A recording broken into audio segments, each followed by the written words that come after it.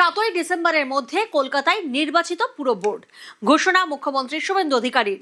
Mayor Firhad হাকিমের পদত্যাগে অচলাবস্থা তৈরি হয় আর পরিষেবা বজায় রাখতে 8ই জুন বসানো হয় প্রশাসক বসানোর 6 মাসের মধ্যে নিয়ম মেনে নির্বাচিত পুরো বোর্ড। ভোটের আগে হবে ওয়ার্ড পুনর্বিন্যাস।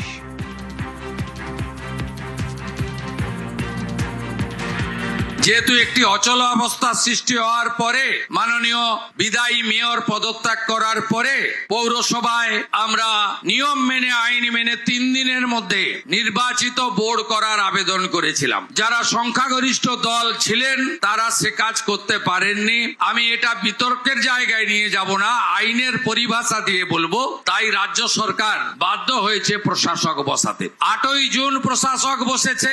আগামী 6 মাস অর্থাৎ 7ই ডিসেম্বরের মধ্যে রাজ্যের নির্বাচন কমিশন, স্টেট ইলেকশন কমিশন, তারা রাজ্য সরকারের সুপারিশে নির্বাচিত কর্পোরেশনের হাতে দায়িত্ব তুলে দেওয়াই আমাদের কাজ, আমাদের লক্ষ্য। এটা নিয়ে আপনারা এতটুকু বিচলিত হবেন না। আমরা ডিলিমিটেশনের মধ্য দিয়ে আমরা কলকাতায় ওয়ার্ড পুনর্বিন্যাস করে একটি 6 মাসের মধ্যে নির্বাচিত বোর্ডের হাতে দায়িত্ব তুলে দিই। এটাই আমাদের সকলের ইচ্ছা থাকুক।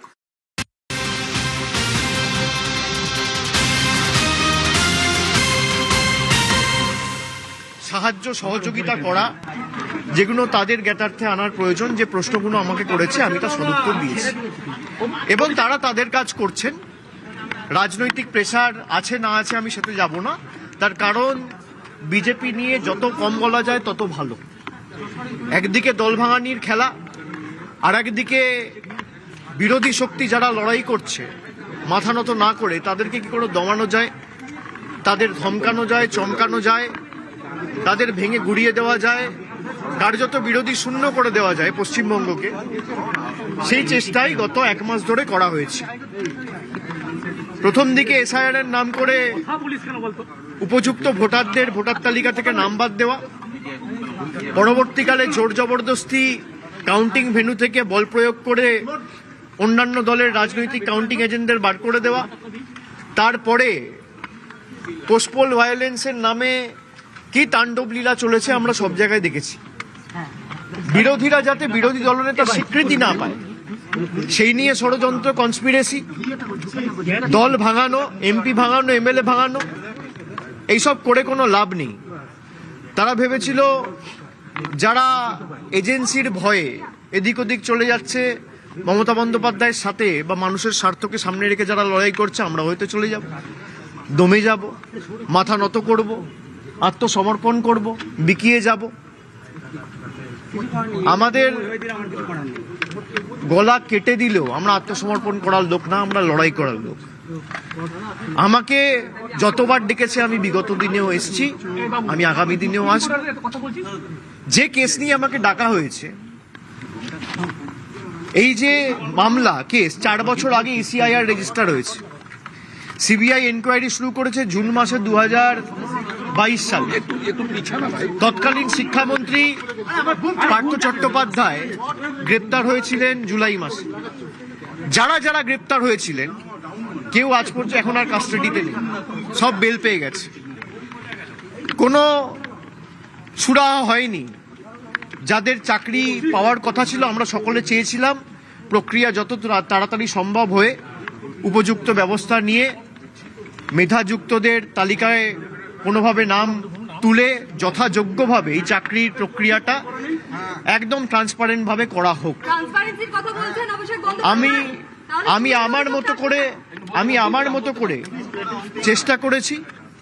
যখন যেখানে আমাকে যা প্রশ্ন করেছে আমি তার উত্তর দিয়েছি এবং আগামী দিনেও তারা যদি আমাকে ডাকে, আমার যদি কোনো পূর্ব নির্ধারিত কর্মসূচি না থাকে, আমি নিশ্চিতভাবে যাব।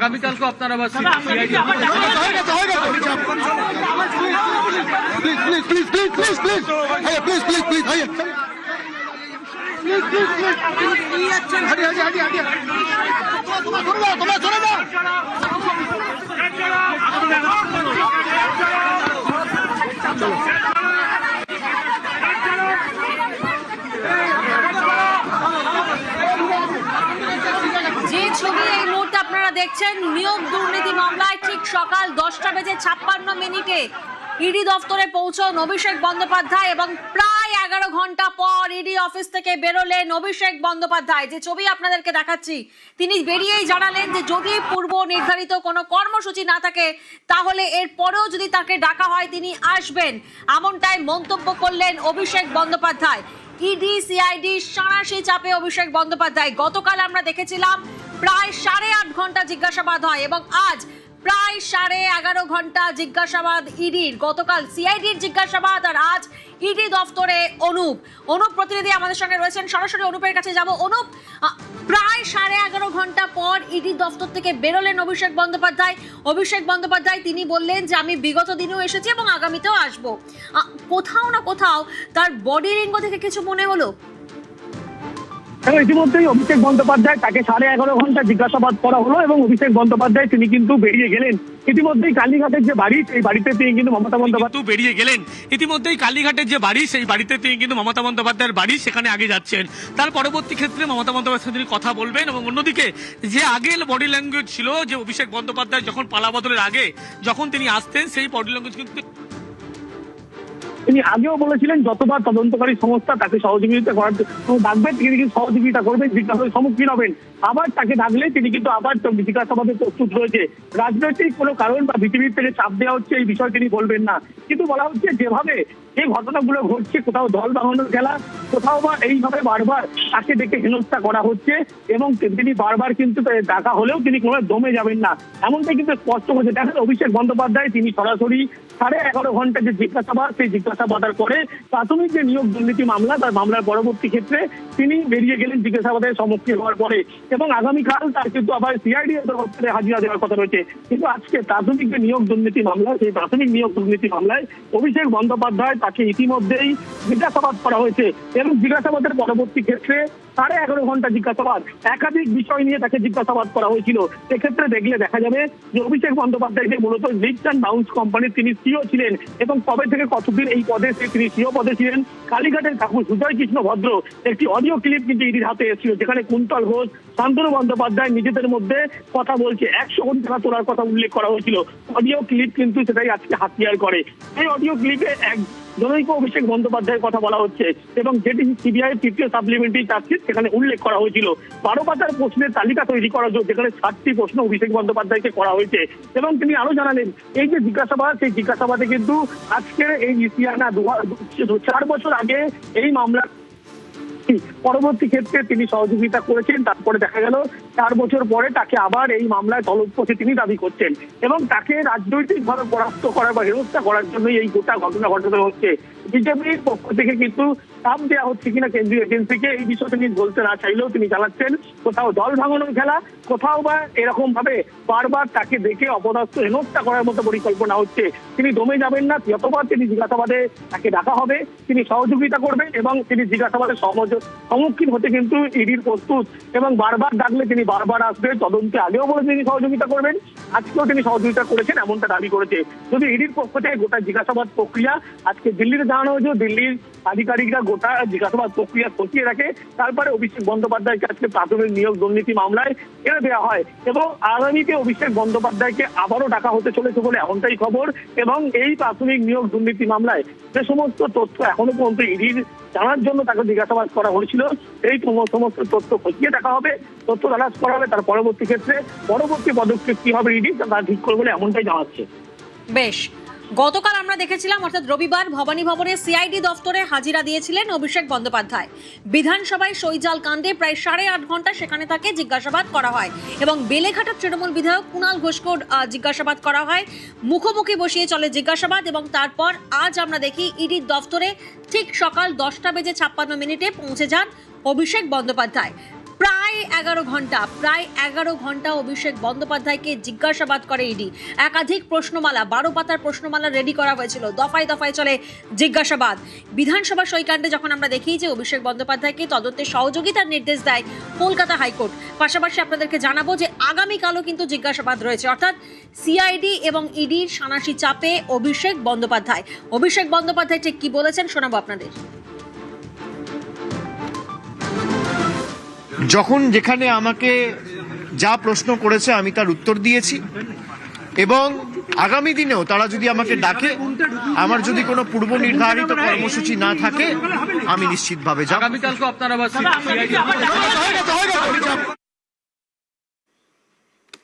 এবং নিয়োগ দুর্নীতি মামলায় অভিষেক বন্দ্যোপাধ্যায়কে ইডির জিজ্ঞাসাবাদ প্রায় 11.5 ঘন্টা পর সিজিও কমপ্লেক্স থেকে বেরোলেন অভিষেক বন্দ্যোপাধ্যায়। যে ছবি এই মুহূর্তে আপনাদেরকে দেখাচ্ছি, অভিষেক বন্দ্যোপাধ্যায় তিনি সিজিও কমপ্লেক্স থেকে বেরিয়েছেন।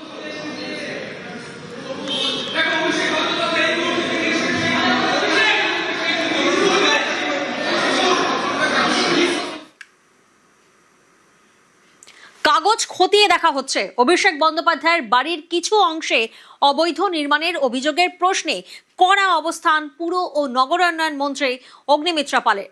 সব দিক খতিয়ে দেখেই পরবর্তী ব্যবস্থা জানালেন মন্ত্রী। অভিষেক বন্দ্যোপাধ্যায় বাড়ি নিয়ে সময় চেয়েছিলেন, সেই সময় দেওয়া হবে না বলে পুরুষপত্র জানিয়ে দেওয়া হচ্ছে। কাগজটা উনি জমা করেছেন, ওনাকে বোধহয় 10 থেকে 15 দিনের সময় দেওয়া হয়েছিল। কাগজ ওনার ওখান থেকে উকিল জমা করে দিয়ে গেছে, ওই বিষয়টা আমরা দেখছি, এক্সামিন মানে চলছে। দুর্নীতি রুখতে এবার হেল্পলাইন নম্বর চালুর পথে পুর ও নগরোন্নয়ন দফতর। তিনি নিজেও নাগরিকদের অভাব অভিযোগ শুনবেন বলে জানালেন পুর ও নগরোন্নয়ন মন্ত্রী অগ্নিমিত্রা পাল। অভিযোগ পেলে সব দিক খতিয়ে দেখে ব্যবস্থা, মন্তব্য অগ্নিমিত্রার।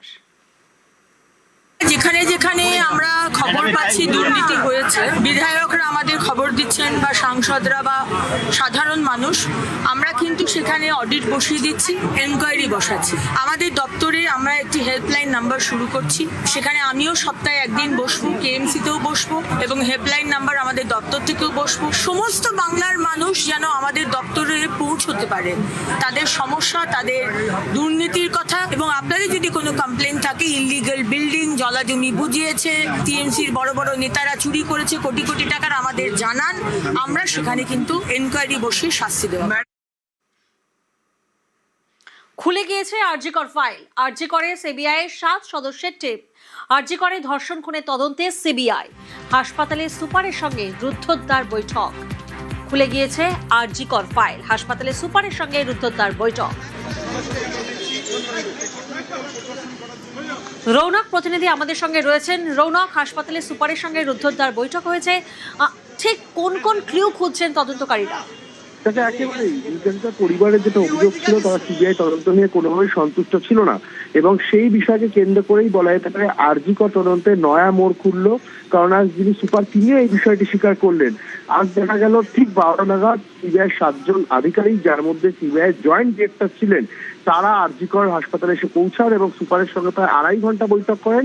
এবং তারপরে যে জায়গাটি প্লেস অফ অফারেন্স অর্থাৎ সেমিনার রুম এবং এমার্জেন্সি বিল্ডিং এর যে বিভাগগুলিতে এই সেমিনার রুমের সঙ্গে সেই বিভাগগুলি অ্যাটাচ ছিল, যেগুলিতে তদন্তকারীরা খতিয়ে দেখেছিলেন, অনুসন্ধান করেছিলেন, সেই জায়গাগুলো সিবিআই আধিকারিকরা পরিদর্শন করলেন।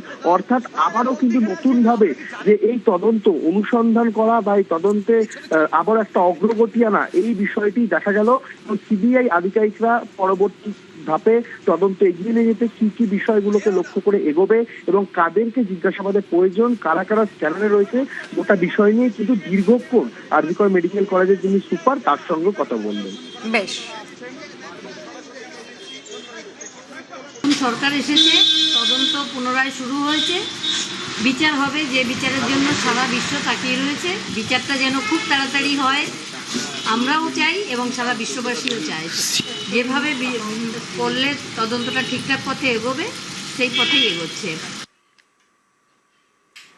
তৃণমূল জমানায় সরকার বিরোধিতায় ব্যান, আরজিকরের ঘটনার প্রতিবাদ করায় ব্যান করা হয় বলে অভিযোগ কারা করছেন? অভিযোগ করছেন সোহিনী সরকার এবং লগ্নজিতা চক্রবর্তী। পালা বদলের পর মুখ খুললেন দুই শিল্পী।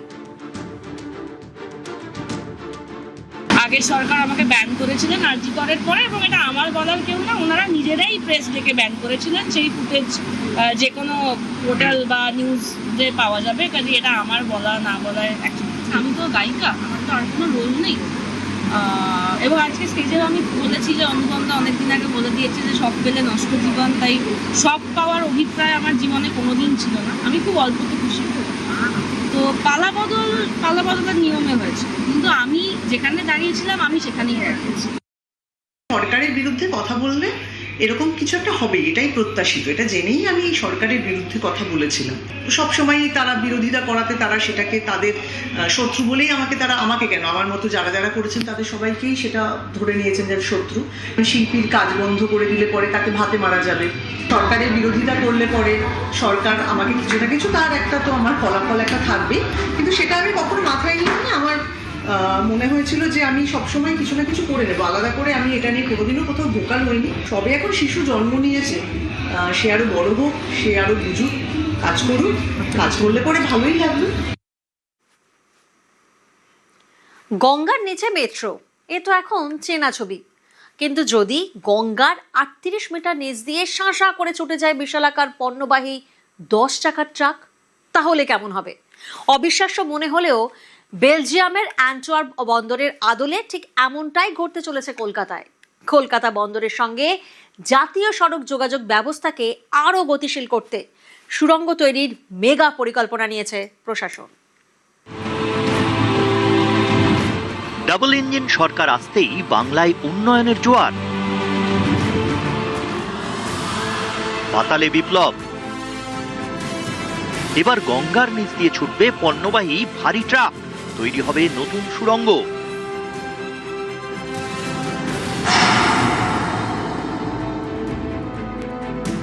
গঙ্গার নিচে ছুটছে মেট্রো, এ ছবি দেখেছে বাংলা। এবার গঙ্গার নিচে রাস্তা, ছুটবে পণ্যবাহী ট্রাক, এমনই উদ্যোগ নিয়েছে কেন্দ্রীয় জাহাজ এবং সড়ক পরিবহন মন্ত্রক। গঙ্গার নিচে সেই প্রস্তাবিত সুড়ঙ্গের নকশা তৈরি করেছে কলকাতা বন্দর কর্তৃপক্ষ। সম্প্রতি নবান্নে কেন্দ্রীয় জাহাজমন্ত্রী সর্বানন্দ সোনোয়ালের সঙ্গে উচ্চ পর্যায়ের বৈঠক হয় রাজ্যের মুখ্যমন্ত্রী শুভেন্দু অধিকারীর। সেই বৈঠকে এই নতুন প্রকল্প অনুমোদন পাওয়ার পরেই তা চালু করার ভাবনা প্রশাসনের।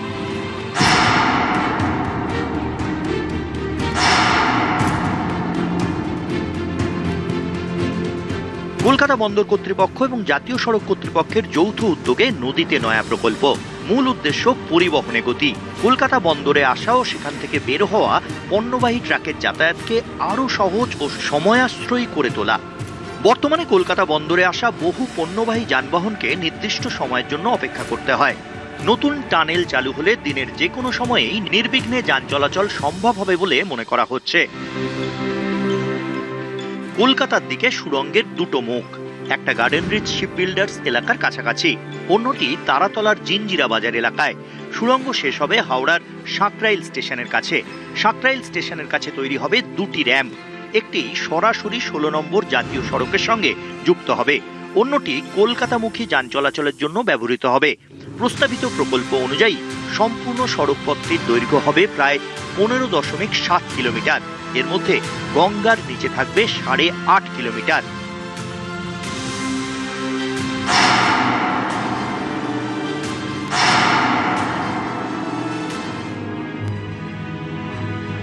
যানজটে নাভিশ্বাস, ঘন্টার পর ঘন্টা অপেক্ষা। কলকাতা বন্দর এলাকার এই চেনা ছবিটা এবার বদলাতে চলেছে। ক্রমাগত বাড়তে থাকা জনঘনত্ব আর মালবাহী গাড়ির চাপে এই অঞ্চলের রাস্তাগুলো দম বন্ধ হয়ে পড়েছিল। এই পরিস্থিতি সামাল দিতেই 2022 সালে এক মাস্টার প্ল্যান তৈরি করে কলকাতা বন্দর। পরিবহনে গতি আনতে গঙ্গার তলায় রাস্তা, সেখান দিয়ে যাবে পণ্যবাহী যান।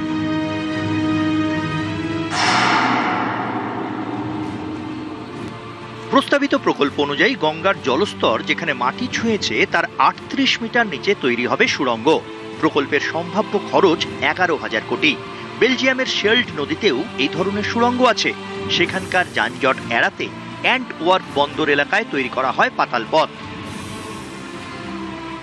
বন্দর এলাকার কারণে শহর কলকাতার পার্শ্ববর্তী বেশ কতগুলো জায়গাতেও পণ্যবাহী গাড়ি চলাচল করার জন্য নির্দিষ্ট কিছু নিয়ম রয়েছে, যার ফলে অনেক সময় ব্যবসায়ীরা বলেন সঠিক সময়ে পণ্যবাহী গাড়ি চলাচল করতে না পারায় তাদের ব্যবসায়িকভাবে ক্ষতির সম্মুখীন হতে হয় এবং সেই ক্ষতির বোঝা অনেকটা কলকাতা বন্দরের ওপরেও পড়ে। ফলে যদি এই টানেল দিয়ে আগামী দিনে গাড়ি চলাচল করতে পারে, যা জাতীয় সড়কের সঙ্গে সংযুক্ত হয়ে যাবে, তাতে ব্যবসায়ীদের পাশাপাশি লাভের মুখ দেখবে কলকাতা বন্দরও। গঙ্গার নিচে থেকে, এখন আপনারা মেট্রো দেখেছেন, এবার গঙ্গার নিচে থেকে আমরা হাইওয়ে তৈরি করব। আর এই হাইওয়ে তৈরি করার যে পরিকল্পনা আগে থেকে ছিল, আমরা মাননীয় নীতিন গডকরিজির মুখ থেকেও এই কথাটা শুনেছিলাম, কিন্তু এই পুরো ব্যবস্থাটা মাননীয় মুখ্যমন্ত্রীজির সংজ্ঞানে আনা হয়েছে। আর এর উপরে খুব তাড়াতাড়ি এই বাজেটের পর আমরা আলোচনা করব, যাতে এই টানেল যদি তৈরি হয়ে যায় গঙ্গার তলা থেকে, তাহলে হাওড়া মানে বিদ্যাসাগর সেতুর যে লোড, সে লোড কমবে, সাঁতরাগাছি হয়ে যে যানজট তৈরি হয় সেই যানজট কমবে।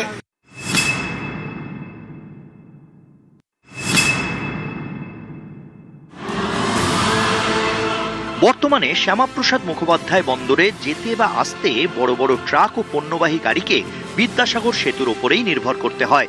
এর ফলে ছোট গাড়ির সমস্যা হয়, দুর্ঘটনাও ঘটে, লম্বা জ্যাম তো নিত্যদিনের বিষয়। বন্দর কর্তৃপক্ষের দাবি, হুগলি নদীর নিচে এই সুড়ঙ্গ তৈরি হলে বন্দর সংলগ্ন এলাকার যানজট অনেকটাই কমবে। সরাসরি ডক পর্যন্ত পৌঁছে যাবে ট্রাকগুলি, জ্বালানি সাশ্রয় হবে, ফলে খরচও কমবে অনেকটাই।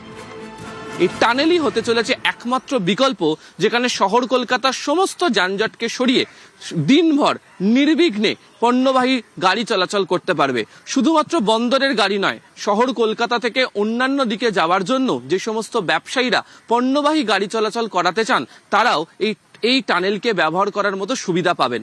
ইতিমধ্যেই এর যে ডিপিআর তা তৈরি হয়েছে।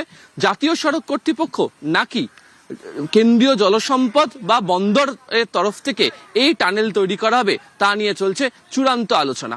ক্যামেরা অসিত দাসের সাথে আবির ঘোষাল, নিউজ 18 বাংলা, কলকাতা।